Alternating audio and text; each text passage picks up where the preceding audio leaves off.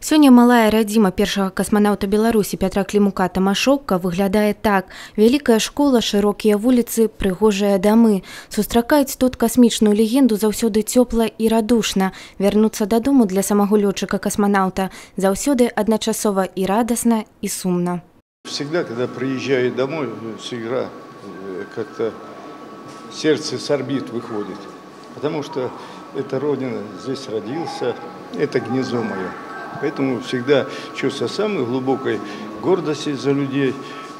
Вот хочется сказать. И самое главное, что так получилось, что я не знаю, чем я могу заслужить что-то от людей. Потому что мне кажется, что я еще недостоин заслуги всей. У гонар знакамітага касманаўта на базе школы быў адкрыты першы ў Беларусі музей касманаўтыкі. Тут больш 300 экспанатаў.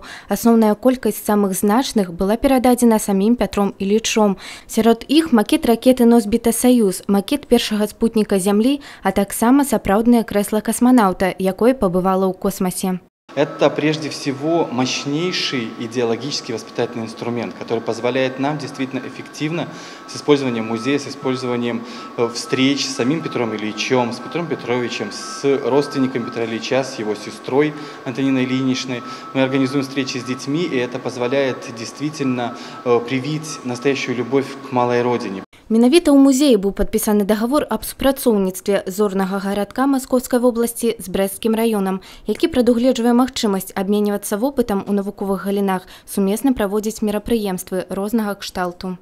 Петр Ильич, ваш земляк, родной вам человек и дорогой нам, сделал очень много для звездного городка, для пилотируемой космонавтики в целом, и поэтому подписать такое соглашение, особенно в канун проведения в Беларуси 31-го конгресса космонавтики, это очень символичный знак для нас. И, разумеется, мы готовы обсуждать дальнейшие взаимоотношения.